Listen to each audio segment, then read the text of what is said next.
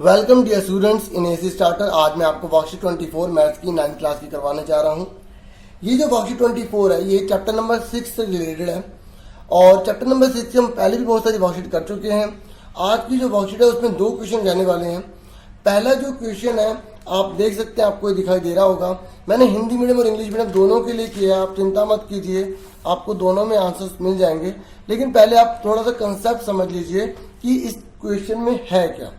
देखो, पहले क्वेश्चन में बोला गया है यदि एक तिर्यक रेखा दो रेखाओं को इस प्रकार प्रतिच्छेद करे कि अंतःएकांतर कोण के एक युग्म के समद्विभाजक परस्पर समांतर हो तो सिद्ध कीजिए कि दोनों रेखाएं भी समांतर होंगी।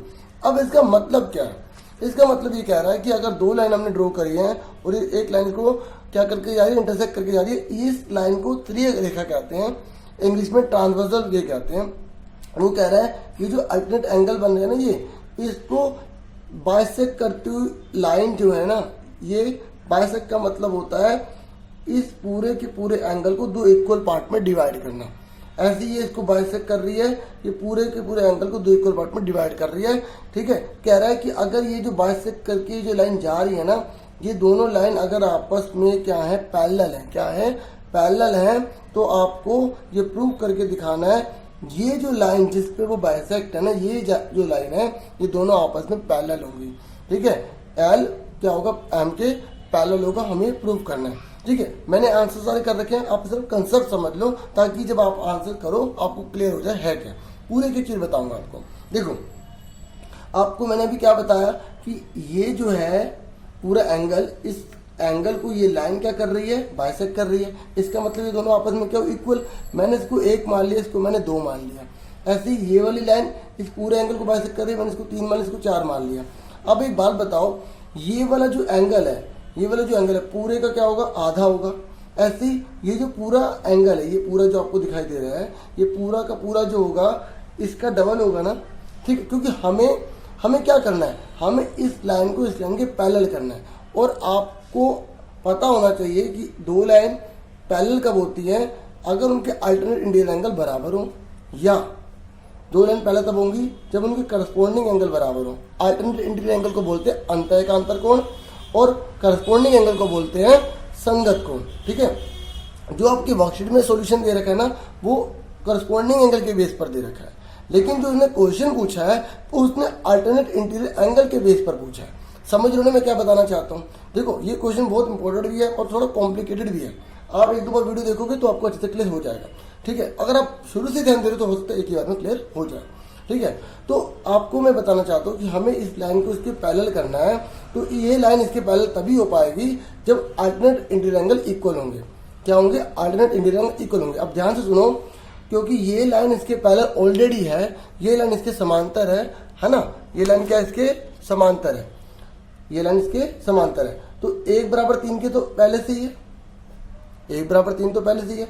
अगर मैं पूरा का पूरा ये एंगल बराबर कर दूं, ठीक है, तो क्या हो जाएंगे, अल्टरनेट इंटीरियर एंगल इक्वल हो जाएंगे और ये दोनों लाइन पैरेलल हो जाएगी। यही इस क्वेश्चन के अंदर मेन चीज है।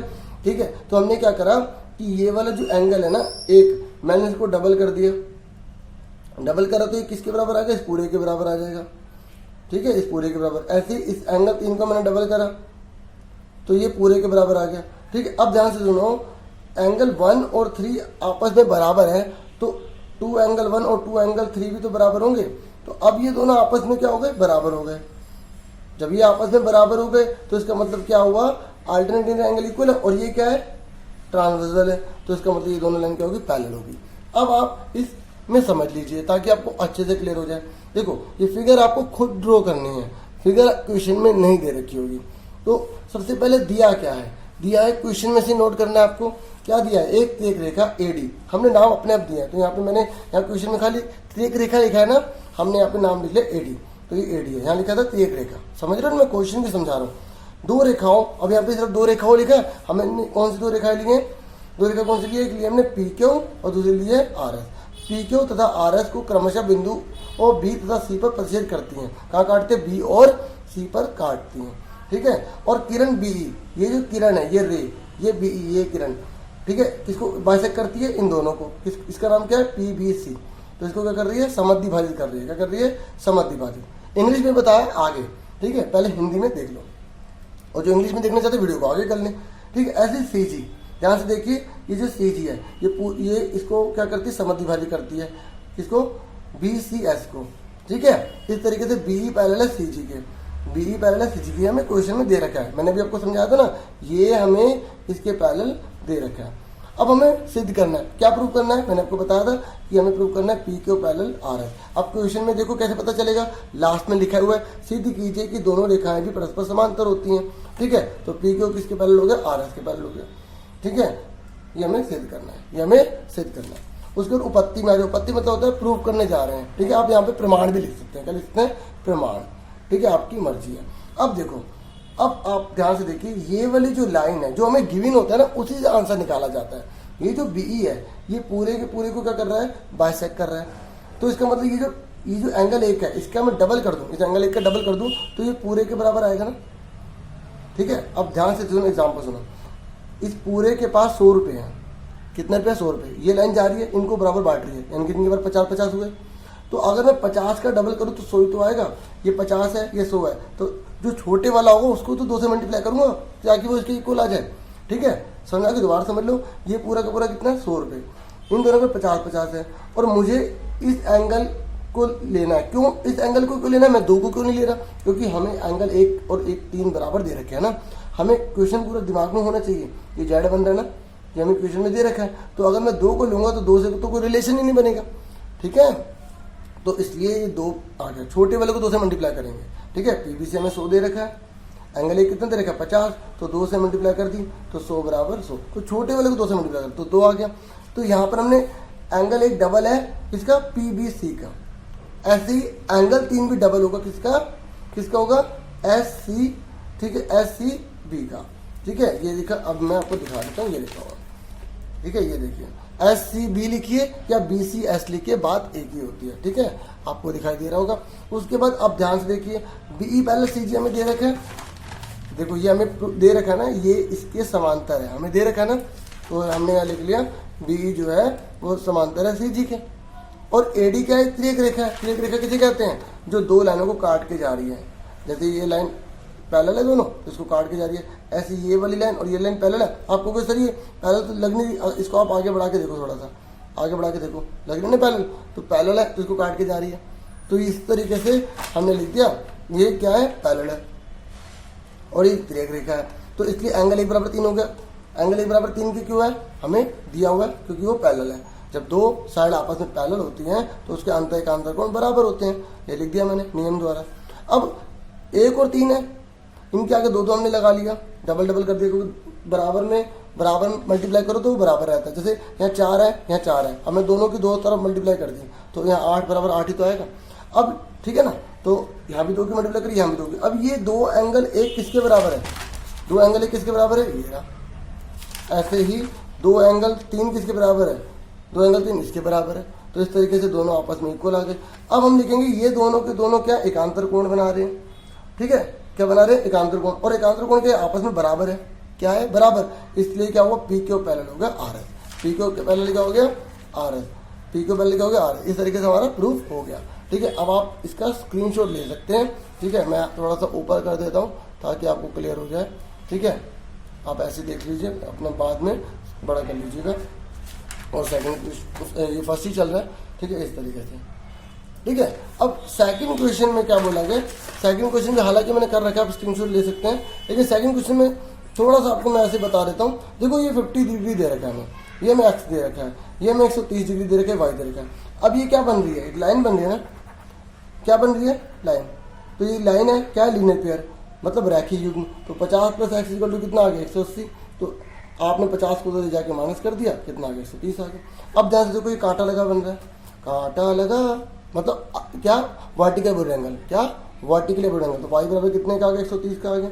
अब यहाँ पर भी आपको सेम लिखना है कि देखो x बराबर y के है, x बराबर क्या है, y के, कितना, 130 के। और ये क्या है, तिर्यक रेखा है। और अगर x बराबर y के और ये तिर्यक रेखा है तो ये दोनों क्या हो गए, अल्टरनेट डिग्री एंगल हो गए। और अल्टरनेट डिग्री एंगल तो दोनों आपस में क्या हो गए, पैरेलल हो गए, क्या हो गए, पैरेलल हो गए। तो यही चीज़ मैंने यहाँ पर भी लिख दी है। ठीक है, तो अब आप देख लीजिए, ये आपको मैंने बता दिया रैखिक युग्म हो गया। अभी हिंदी इंग्लिश दोनों के लिए अलग अलग नहीं बताऊंगा इस क्वेश्चन को। ठीक है, एक ही बार बता दिया मैंने। तो x plus 50 is equal to कितना होगा 180, x इक्वल टू कितना होगा 180 माइनस 50 130 डिग्री आ गया। ऐसे ही y इक्वल टू कितना होगा 130, क्यों वर्टिकल अपोजिट एंगल है। ठीक है, अब x बराबर y बराबर कितना आ गया 130 डिग्री आ गया, डिग्री लगाना मत भूलना। अब आप लिखोगे x तथा y कोण द्वारा L द्वारा बनाए गए एकांतर कोण है, ये L नाम दे दिया मैंने इसको, इस एक रेखा को क्या नाम दे दिया L। ठीक है, बनाए गए कोण है, क्योंकि एकांतर कोण बराबर है इसलिए ए भी पैरेलल होगा CD के। क्यों हुआ, विलोम एकांतर कोण नियम द्वारा। किसके द्वारा, विलोम मतलब उल्टा करा ना, जब लाइन पैरेलल होती है तो एकांतर होता है, ऐसे ही जब एकांतर है तो लाइन पैरेलल है तो विलोम बोलते हैं। अच्छा, यहाँ पर भी आपको लिखना है, ठीक है, ये लिखना है आपको विलोम नियम द्वारा। अगर राइटिंग समझ नहीं आ रही तो बोल दिया मैंने, विलोम नियम द्वारा। ठीक है, अब आप इंग्लिश में सुन लीजिए।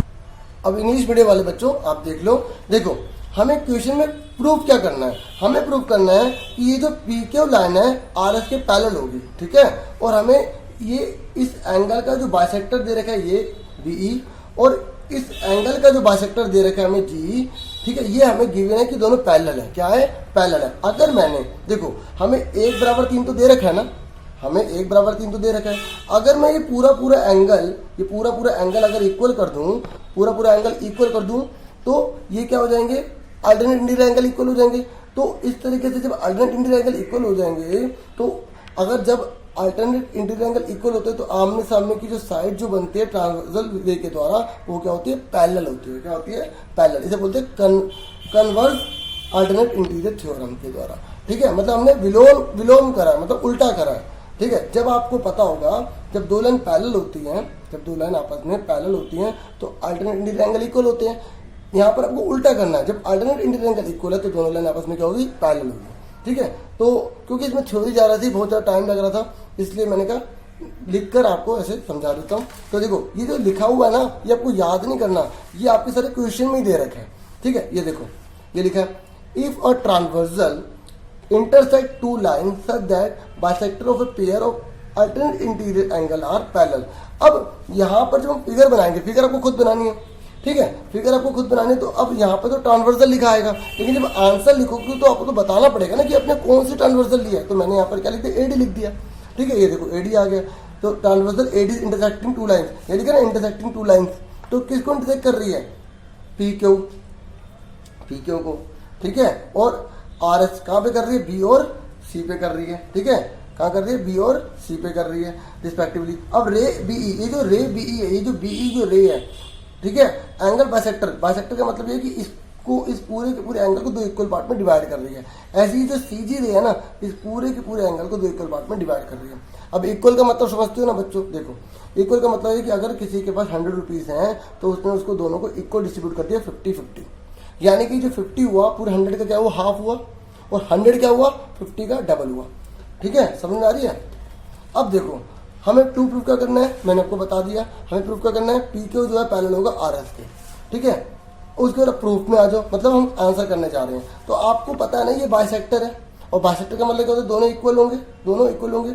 लेकिन बाइसेक्टर का ये भी तो मतलब हुआ ना कि अगर ये दोनों इक्वल है तो ये जो पूरा का पूरा जो एंगल, ये पूरा का पूरा जो एंगल है ये इस एंगल का डबल होगा, हाँ या ना। जैसे फॉर एग्जांपल अगर इसके पास 50 रुपये हैं तो पूरे वाले के पास 100 रुपये हुआ ना, डबल। ठीक है, अब मान लो मुझे इक्वल दिखाना है, क्या दिखाना है, इक्वल। ये जो PBC है, PBC, ध्यान देखो ये PBC, यहाँ लिखा PBC, यहाँ लिखा 2, डबल एंगल 1 का। अब आप कहोगे सर PBC तो बड़ा है, और अब जो डबल है वो आप एंगल 1 के आगे लगा रहे हैं। देखो जब हमें इक्वल करना पड़ता है तो जो छोटा होता है उसको 2 से मल्टीप्लाई करते हैं। अभी मैंने आपको बताया PBC 100 है, PBC क्या है, 100 है पूरा, और एंगल 1 मैंने आपको क्या बताया, 50। कितना बताया मैंने, 50। अब दोनों को इक्वल करना है, तो अब बताओ मुझे 2 से मल्टीप्लाई किसको करूंगा, छोटे वाले को तो करूंगा। ठीक है, समझ आ गई। अब बच्चे कहीं पूछते हैं कि सर आपने यहाँ पर तो एंगल 1 लिया है, आपने एंगल 2 का यूज क्यों नहीं करा, एंगल 2 का यूज क्यों नहीं करा सर, आपने यहाँ पे एंगल 2 का यूज क्यों नहीं करा। वो इसलिए नहीं करा बच्चों क्योंकि हमें जो क्वेश्चन में दिया होता है उसके अकॉर्डिंग चलते हैं। हमें दे रखा है कि ये लाइन इसके पैरेलल है और ये लाइन पैरेलल है, तो इसका अल्टरनेट एंगल ये वाला और ये वाला है ना, ये वाला और ये वाला। अगर ये वाला और ये वाला एंगल है तो हम इसी को तो लेंगे। मैं बोलना चाहता हूँ कि एक बात और सुनो, अगर किसी को समझ नहीं आ रहा तो पुरानी वीडियोस देखो, ठीक है, तभी आपको और अच्छे से क्लियर होगा। मैंने प्लेलिस्ट में बहुत सारी वर्कशीट भी बना रखे हैं, इस चैप्टर से रिलेटेड भी वर्कशीट बनी हुई है, ठीक है, और चैप्टर भी करवा रखे हैं। आपको प्लेलिस्ट में बहुत सारी चीजें मिल जाएंगी, आप उसको देखो और अच्छे से क्लियर होगा, ठीक है। फिलहाल अभी वर्कशीट की क्वेश्चनिंग करा रहा हूँ मैं। तो सिमिलरली हमने इसी तरीके से, जैसे हमने बोला कि ये एंगल पूरे का डबल होगा, ऐसे ये एंगल भी पूरे का डबल होगा, ये हमने लिख दिया।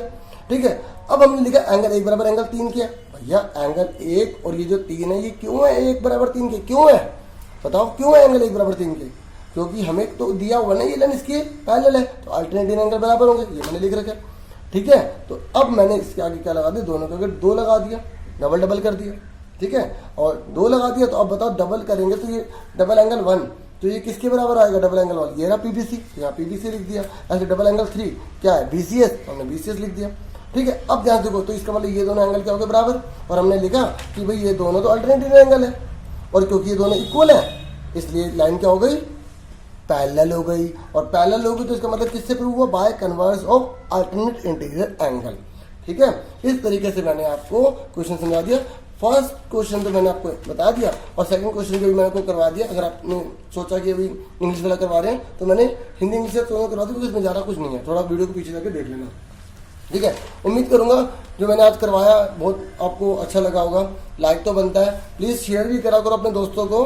ठीक है, मोटिवेट करो मुझे, जितने ज़्यादा सब्सक्राइबर होंगे, जितना ज़्यादा सपोर्ट होगा उतना और अच्छा लगेगा, और नई नई चीज़ लाने का मन करेगा। तो आपका सपोर्ट चाहिए, आज के लिए इतना बहुत है। और प्लीज़ वीडियो को लाइक शेयर सब्सक्राइब जरूर करें।